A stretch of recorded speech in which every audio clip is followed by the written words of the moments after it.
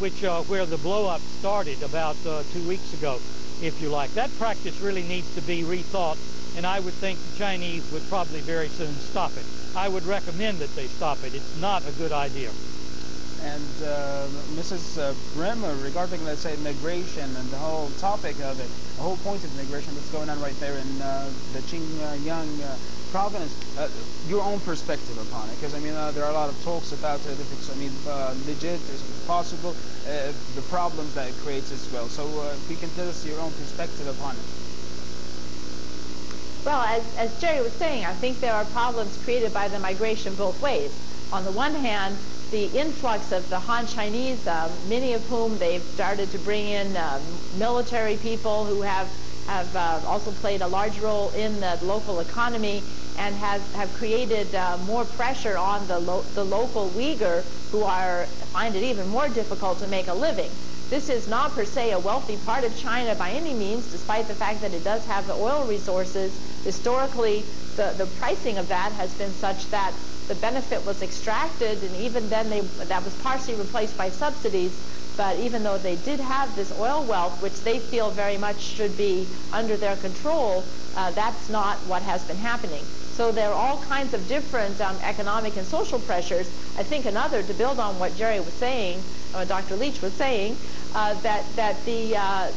think in addition, the government needs to rethink the very tight controls that they've put on the practice of Islam in the region. They have really tried to close down mosques. They have discouraged younger people in particular from being able to practice their religion, and they have determined who the leaders in the mosques would be, and they have really unfortunately pursued a wide range of repressive policies, which in the West it's more known that there's more knowledge of the repressive policies practiced towards the Christian religion, but certainly they have been at least as repressive with regard to the practice of the Muslim religion in the region, which has again simply added to the resentment and created more tensions and more pressures.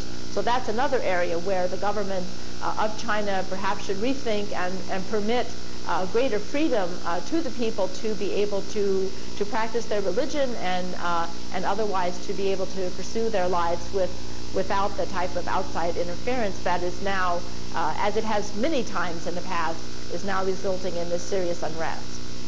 And Mr. Leach, if I ask you, let's say, upon what would the government, let's say the Chinese Communist government, what would be a good plan to resolve the whole problem from your own perspective?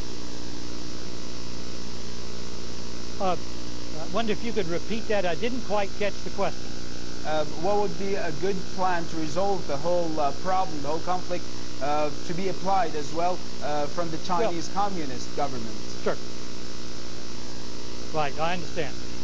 Essentially, the Chinese have got a problem that many countries in the world have had in one way or another. They have a large minority population. That is, it's not large, but vis-a-vis the Chinese Han population, which is in hundreds of millions.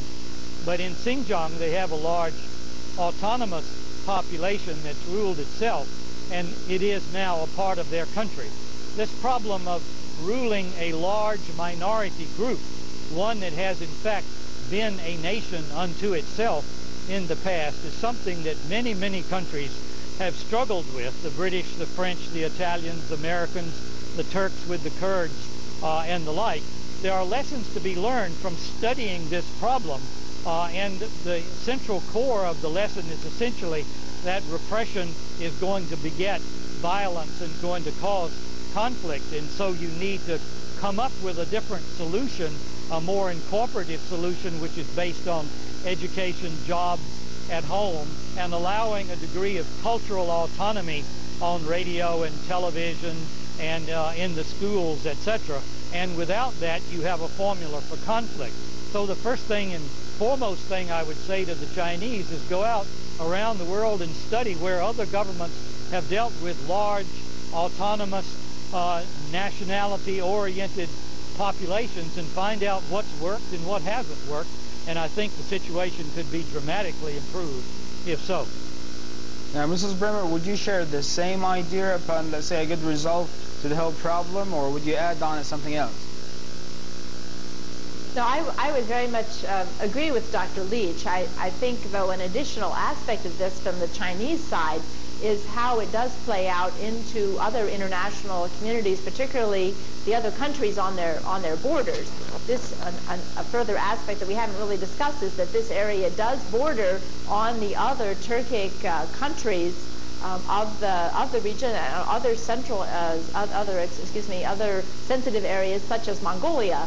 So the government is primarily concerned to ensure that there is not a stronger desire to break away. And I would certainly very much agree with Dr. Leach that the way to prevent that is not through repression, but instead through providing more opportunities, and not only opportunities, but also more voice for the people to be able to have more control in their own lives, and for them to really see the benefits of being part of China. To integrate them not by trying to suppress their culture and their religion, but rather by trying to create opportunities for them that enable them to share in the very dramatic growth that China as a whole has achieved, but to do that with a greater measure of control over their own region, and to try to encourage the people that are there, whether they are Han or whether they are Uyghur, to be able to form their own society, and one that is stable and that meets the needs of everyone in the province. Now, from your opinion as well, Mrs. Brema, do you think that the media have been doing some sort of a coverage or a confusion or misleading to the whole situation that's going on right now?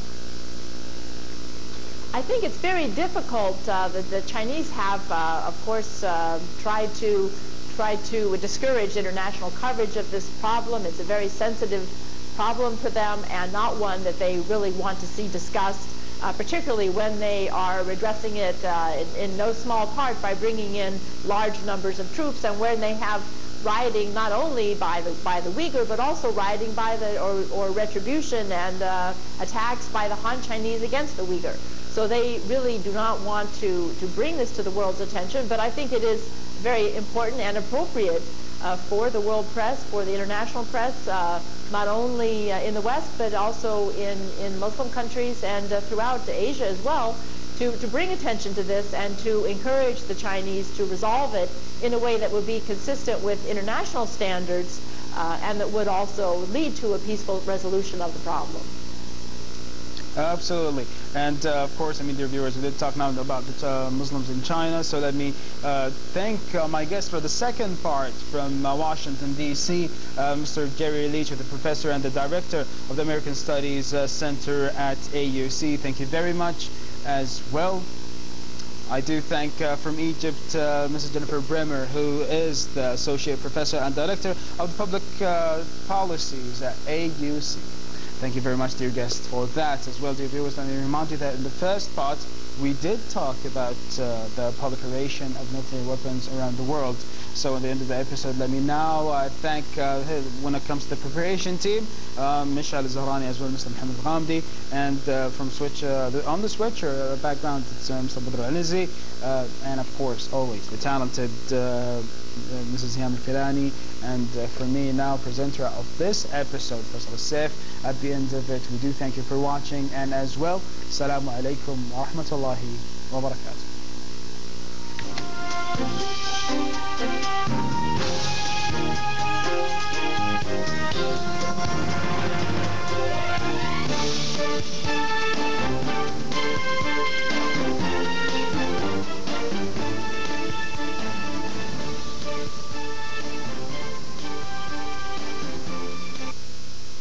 المستقلة عام 44 و900 وألف، لكن دولتهم الحلم لم تعمر أكثر من 5 سنوات عندما سقطت على يد الصين الشيوعية بعد موت أفراد حكومتهم في حادث طائرة غامض كانت تقلهم للاجتماع بالزعيم الصيني الراحل ماو تزي دونغ. ومنذ أن أحكمت سيطرتها على إقليم شينجيانغ ذو الأغلبية الويغورية المسلمة، لم تتوقف الصين عن إجراءاتها لدمج الإقليم في البلاد جغرافيا وثقافيا واستغلاله اقتصاديا. وكلما وجهت الانتقادات للمارد الأصفر في تعامله مع سكان الإقليم الأصليين، رد بلغة الفخر يمن عليهم بإنجازاته.